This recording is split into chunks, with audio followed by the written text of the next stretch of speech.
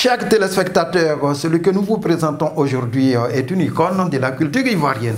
Il y a passé 36 ans. Il a plusieurs cordes à son arc. Comédien, danseur, chanteur, conteur et compositeur, chorégraphe et metteur en scène. Il est là pour se prononcer sur ses 36 ans de carrière et également sur l'actualité socio-politique.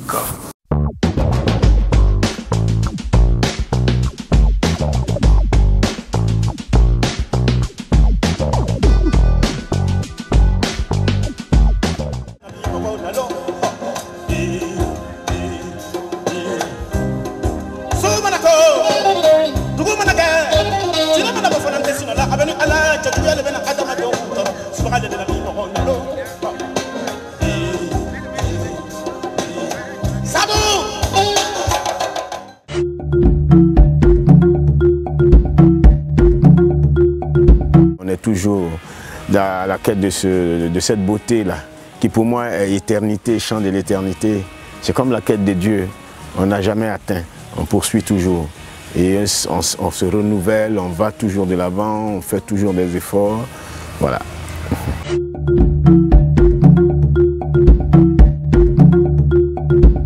Je sais pas, je sais qu'il y a certains qui continuent, dans Niaouré Boni, et je sais pas, je cherche même pas à savoir ce qu'ils sont devenus. Vous savez, l'art aussi est un prétexte, hein. On peut être menuisier, on peut être fonctionnaire de l'État et être artiste, on peut être...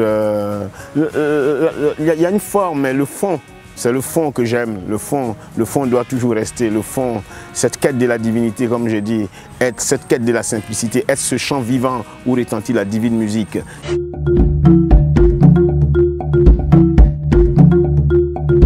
Faut pas mentir, c'était une grosse réussite pour moi. C'était une reconnaissance. C'est comme, j'ai pensé à mon père, j'ai pensé à ma mère. J'en ai les larmes aux yeux. Je dis merci. Mais vous savez, on n'atteint pas ce niveau-là seul.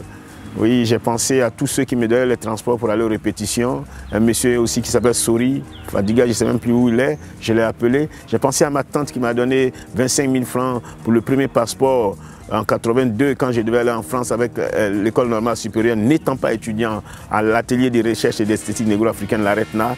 J'ai pensé à ma petite soeur, j'ai pensé à mon père, à ma mère qui me disait si c'est ce que tu veux faire, il faut faire, mais toujours bien et tout et tout. J'ai pensé à Voilà le King, j'ai pensé à tous ceux-là qui sur ma route ont été griffés, ont été écorchés par mes dires, ont pris mal ma façon de les former. J'ai pensé à tous ces grands maîtres qui ne savent même pas qu'ils sont mes maîtres et tout cela.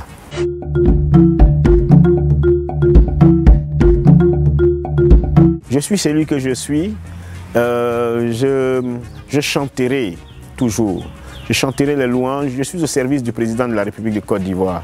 Donnez-lui le nom que vous voulez lui donner, s'il s'appelle Zungrana Ouedraogo, s'il s'appelle Kwasi Pan, s'il s'appelle Mamadou Silla, je serai au service du président de la République de Côte d'Ivoire. Oui, parce que je suis très républicain. Je ne suis pas au service d'un parti politique. Je suis au-delà des partis politiques. Je veux être au-delà de toute considération religieuse. Je veux être sans considération ethnique aucune. Je veux être au-delà de toute considération raciale. Je veux célébrer pour ma Côte d'Ivoire, pour mon Afrique, le beau.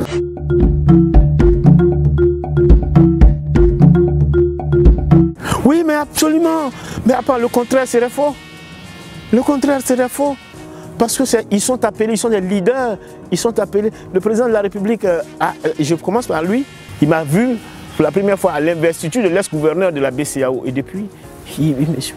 Mais attends, mais j'ai des relations vraies avec lui, comme je l'avais avec l'ex-président Laurent Gbagbo, comme je l'ai avec le président de l'Assemblée nationale, parce qu'ils ont le destin de ce pays en main, comme je l'ai. Mais tous ceux qui ont le destin de mon pays en main, tous ceux qui viennent, comment on peut frapper à une porte qui est déjà ouverte?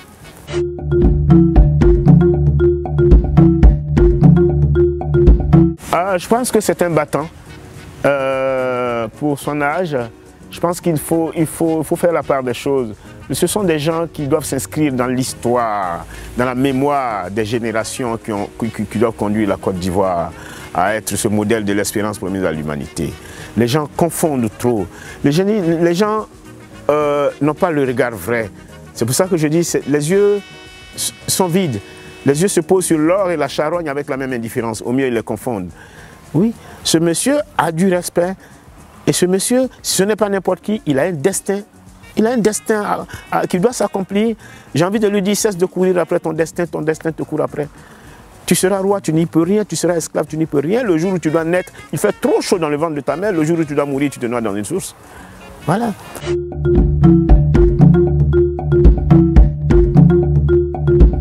Comme je l'ai dit la dernière fois au Palais de la Culture, j'ai dit sur les traces de Félix Houphouët-Boigny. Qui ne serait pas sur les traces de la paix? Qui ne serait pas sur les traces de l'amour? Si le PAN est sur les traces de Félix Houphouët-Boigny, il est sur les traces de l'amour, il est sur les traces de la paix. La paix, là, ça ne peut s'obtenir que par la réconciliation. La réconciliation, là, elle naît de quoi? D'une remise en cause de soi-même. Que tu aies fait, que tu n'aies pas fait, tu as ta part de responsabilité dans ce qui se passe en Côte d'Ivoire. Oui, nous avons notre part de responsabilité. À chacun de prendre sa part de gâteau, même si c'est odieux, devant Dieu. Et le président de l'Assemblée nationale, il va dans cette droite ligne. Et ça c'est le comportement des grands hommes. C'est le comportement des grands hommes de se remettre en cause. Il ne va pas dire, il y a eu tant, telle personne a fait ça, il dit Ivoirien, Ivoirienne. C'est le cri de cœur de la Côte d'Ivoire que je porte au cœur de chaque cœur, d'être pour être. Ce n'est pas le cri de Guillaume Soro, ce n'est pas le cri d'Alassane, ce n'est pas le cri de Congolais. C'est le cri de cœur de la Côte d'Ivoire que moi, Bomou Mamadou, je souhaiterais porter au cœur de chaque cœur d'être pour être.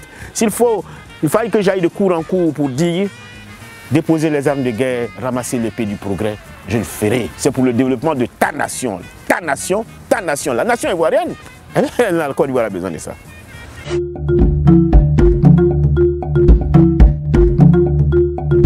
Oui, ils sont nombreux qui disent en beau mot, on ne te voit plus à la télé et tu n'as plus d'inspiration ou quoi.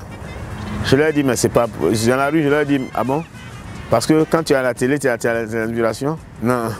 Il faut que chacun fasse ce qu'il doit faire. Parce que l'inspiration n'est jamais absente. Parce que Dieu est toujours présent.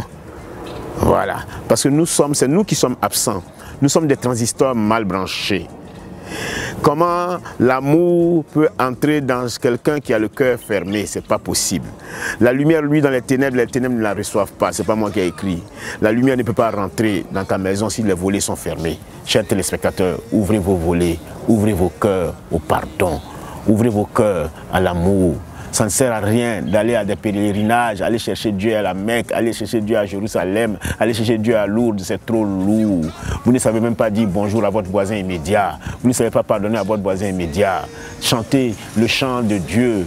Dans la dernière parole de l'Évangile, ce n'est pas aimer Dieu. Il a dit aimez-vous les uns comme les autres. C'est en cela que je saurai que vous êtes mes disciples. Voilà ce que je vais vous dire.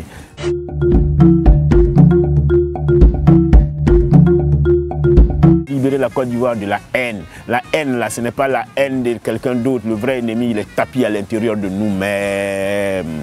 Il est tapis là. Et chaque jour, il est là. On appelle ça égoïsme. Et chaque jour, il est là. On appelle ça méchanceté. Tuer ces méchancetés, tuer ces égoïsmes pour être bénéfique à votre vie personnelle. Et vous serez bénéfique à la vie de la Côte d'Ivoire. Vous serez bénéfique à la vie en général. Et seule la vie vous sera reconnaissante. Au-delà de la vie, il y a le maître de la vie. Lui, c'est celui dont le seul nom suffit. Donnez-lui le nom que vous voulez. Appelez-le Kolchor, appelez-le Lago, appelez-le Nyamia Pouli. Moi, j'ai dit Dieu vous sera reconnaissant.